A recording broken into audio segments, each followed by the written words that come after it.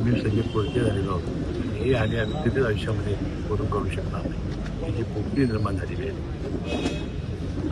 उपमुख्यमंत्री पदासाठी खरं सुनीलबाईंनी शपथ घेतलेली आहे. आज 4थ्या दिवशी ते बाहेर सुद्धा पडलेले आहे. खरं तर यामध्ये ते कराडला येत असताना एका कुटुंबाला सांत्वन करण्यासाठी ते खरंच जातात. त्यांच्यावर एवढा मोठा डोंगर उसळलेला असताना दुसऱ्याचं सांत्वन करण्यासाठी जातात. कसं वाटतंय? खरोखर सुनीलबाईंचं आम्ही मनपूर्वक आभारी आहे.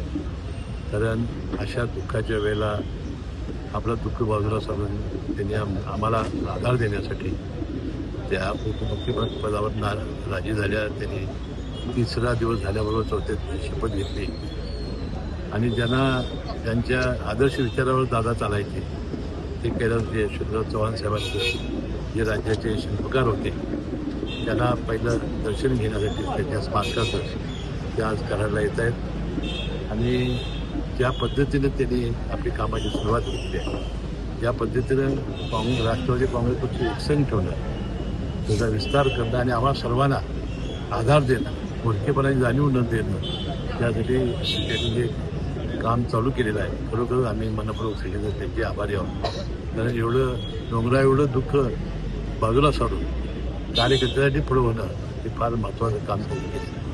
तर ह्या सगळ्या परिस्थितीमध्ये एकमेकांवर टीका करणं हे योग्य नाही आहे. तरी पण 2 राष्ट्रवादी एकत्र येणार नाही येणार या संदर्भात एकूणच राज्यामध्ये जे वातावरण चालू आहे काय स्पष्टीकरण? नाही, काल आपण ऐकलं असेल मुख्यमंत्री महोदयांनी त्याचा खुलासा केला आणि तुम्ही बघितलं असेल की ज्या दिवशी पवारसाहेबांनी मुलाखत दिली त्यामुळे पवारसाहेब म्हणाले भाजप पर्वत जाण्याचा प्रश्नच येत नाही. ते म्हणून मुख्यमंत्री महोदय त्याला जोडून असं म्हणाले. पण दादा एनडीमध्ये आम्हाला सोडून जाणार होते काय? ते सत्तेतनं बाहेर पडणार होते काय? त्यामुळं भारतीय जनता पक्षावर आपली बोलणी झालेली नाही असं मुख्यमंत्री महोदयांनी काल स्पष्ट केलेलं आहे. याबद्दलची महानगरपालिका, नगरपालिका आणि जिल्हा परिषद निवडणुकीच्या वेळेला अजितदादांची आणि त्यांची चर्चा झालेल्या होत्या हे स्पष्ट आहे. कारण अनेक ठिकाणी दोन्ही कोणाला घड्यावर लढायचं घड्यावर लढा, कोणाला तुतारीवर लढायचं तुतारीवर लढा असा स्पष्ट संदेश त्यांनी दिलेला होता. जयंत पाटील साहेबांनी सुद्धा माझ्याशी चर्चा केली होती की माझ्या आणि दादांची चर्चा झाली.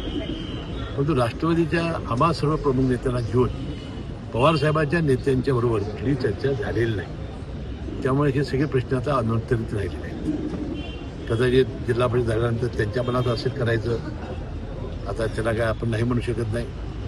परंतु अशी चर्चा राष्ट्रवादी काँग्रेसच्या आमच्या नेतेमंडळींना घेऊन आणि पवारसाहेबांच्या नेतेमंडळींना घेऊन अशी कधी झालेली नाही. हे करायचं खरं तर तुमच्या नेतृत्वाखाली एवन कोल्हापूरच्या महापालिकेचं नाव त्याचं जे राजकारण चालू आहे महापौर उपमहापौर पदासाठी राष्ट्रवादीची काय भूमिका असते यामध्ये? तर आता आहे बघा, आमची यामध्ये शक्ती कमी आहे. योग्य तो जे आम्हाला द्यायचं ते त्यांना द्यावं लागेल. कारण दरवेळेला निवडणुका वेगवेगळ्या लढत होतो आणि आम्ही पदं वाटून घेत होतो. आता एकसंघपणाने निवडणूक लढवलेली आहे. आमच्याही प्रचाराचा फार मोठा फायदा या योजनेला झालेला आहे. मला वाटते चंद्रकांत दादांची माझी राजेश साहेबांची चर्चा झालेली आहे. योग्य ते न्याय आम्हाला देतील अशी खात्री आहे. 4 महापौर होणं कितपत योग्य वाटतं? नाही बघा, लोकांच्या लोकप्रतिनिधी अपेक्षा फार मोठ्या असतात. आम्ही सुद्धा असं वाटत होतं, आम्ही ज्यावेळी पदाची खांडोळ होतो त्यावेळी आम्ही टीका करतो सुद्धा. आमच्या लक्षामध्ये आलं की लोकांना एकसंघ ठेवायचं असेल तर पदही वाटून द्यावी लागतात. आता वास्तविक 10 महिन्याचा महापौर होणार, काय वर्षाचा होणार, काय 5 वर्षाचा होणार, याच्यापेक्षा प्रशासन एकसंघ ठेवून काम आम्ही कसं करणार, तिन्ही पक्षाची मंडळी एकसंघपणानं चांगलं काम कसं करणार ह्याला फार महत्व आहे. खुर्चीवर कोण बसणार नाही ह्याला फार महत्व मी देत नाही. तर ते विकासाची दृष्टी ठेवून आजच वर्तमानपत्रामध्ये आमचे नेते अजितदादा पवारांनी जे कोल्हापूरसाठी केलेलं आहे त्याचं फार मोठी यादी आलेली आहे. बरोबर हे आणि तुम्ही बघितलं असाल की गेले 4 दिवस महाराष्ट्र शून्य झालेला आहे. एखाद्या नेत्यामुळं इतकी जनता म्हणजे लोकप्रिय असू शकतो एखादा नेता, हे आता या निमित्ताने दिसलं. पूर्णपणे राज्य हे शून्य झालं. प्रत्येक घरातला एखादा व्यक्ती घेण्यासारखं प्रत्येकाला वाटतंय आणि हेच आता आपण सावरणं हे महत्वाचं आहे. पक्ष शेवटी जीवनाची घाटघाटी जात असते पुढं. साहेब तुम्ही नेमकी भूमिका आता काय आणि रोहित पवार देखील म्हणजे की 13 झाल्यानंतर अजून तुम्ही अनेक गोष्टींना खुलासा करणार आहे. नाही आता ठीक आहे, ते काय करणार आहे हा प्रश्न वेगळा आहे. आज फक्त राष्ट्रवादी काँग्रेस पक्ष म्हणून सुनेत्रा वहिनी आणि त्यांच्या कुटुंबाची जबाबदारी आहे. राष्ट्रवादी काँग्रेस पक्ष अजित पवार यांचा जो आहे त्याला सांभाळणं, त्यांचं संरक्षण करणं, हे संघटित ठेवणं आणि नंतर पुढं त्याचा अवकाश त्या चर्चा होऊ शकतात. दादांचा विमान प्रवास सुद्धा होऊ लागलेले आहे. काही प्रश्न उपस्थित केले जात आहेत. अमोल मिटकरी देखील हा घातपातातली संशय व्यक्त केलेला आहे. नाही आता दोन गोष्टी आहेत की त्याची चौकशी झाली पाहिजे. असे विमान आमच्या ज्यावेळी होतात तेव्हा चौकशी समित्या नेमल्या जातात. त्यांचा ब्लॅक बॉक्स जो असतो त्याचं विश्लेषण केलं जातं आणि त्यानंतरच ते कळेल. आज ते बोलणं हे अति घाईचं होतं. पण अशी चर्चा करणाऱ्यांना काय सांगाल तुम्ही? तर आता हे बघा, चर्चा करणाऱ्यांना त्या दिवशी पवारसाहेब स्वतःच म्हणाले की हा अपघात आहे. त्यामुळे जर पवारसाहेबच जर अपघात आहे म्हणत असतील तर इतके वर्ष ते राजकारणात आहेत, समाजकारणात आहेत. त्यांनी तर विमान प्रवास, हेलिकॉप्टर प्रवास असा अनेक वेळा केलेला आहे आणि ते बारामतीतच होते. त्यामुळं त्यांनीच जाहीर केलं की हा अपघात आहे.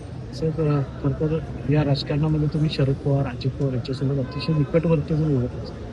मुंबईत एखादा पत्रकार किंवा माणूस कामासाठी गेला पवारांकडे, ते दादांकडे, तर ते डायरेक्ट म्हणाले की तू हसन सोबत, म्हणजे हसन म्हणजे इतकं जवळचं ते एक नातं होतं की या शब्दात ते त्यांचा तो विश्वास होता. आज दादा नाही आहेत, त्या दिवशी सुद्धा तुम्हाला दुःख झालं होतं. आज कसं फील करता एकूणच या 4 दिवसांमध्ये काय? पण आता आम्हाला हे संपलं झालं. तुम्ही अनेक जोडालं की तेच होईल. मी जुना आय लव्ह यू दादा खरं तर म्हणायचं की